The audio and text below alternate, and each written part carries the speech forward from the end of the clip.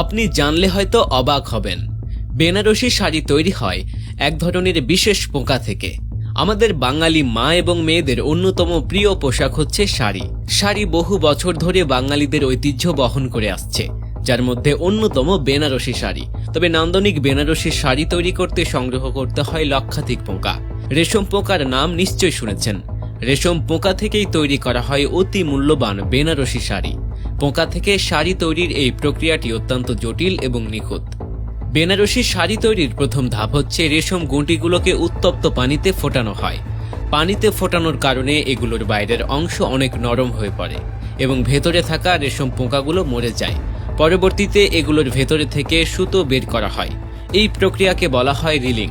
সুতোগুলো যখন অনেক নরম থাকে, নরম সুতোগুলোকে শক্ত করার জন্য পরবর্তীতে আরও অনেক প্রক্রিয়া অবলম্বন করা হয়। হাতে বুনন করা এই বেনারসি শাড়িগুলো একসময় ভারতীয় উপমহাদেশে ব্যাপক আলোড়ন সৃষ্টি করেছিল। তবে কালের পরিক্রমায় সেই ঐতিহ্য হারিয়ে গেছে। আধুনিকতার এই যুগে বর্তমানে আধুনিকভাবে ডিজিটাল প্রযুক্তির মাধ্যমে ভারতে তৈরি করা হয় বেনারসি শাড়ি। বেনারসি শাড়ি তৈরির এই যন্ত্রটি উচ্চ শব্দযুক্ত। প্রতিনিয়ত শব্দ শোনা যায় বেনারসি শাড়ি তৈরির কারখানা থেকে। তাতে নিখুঁত হাতে বুনন করা বেনারসি শাড়ির চেয়ে ভারতের বেনারসি শাড়ির দাম অনেকটাই কম। এই শাড়িগুলোর মান নিয়েও নানান আলোচনা সমালোচনা হয়।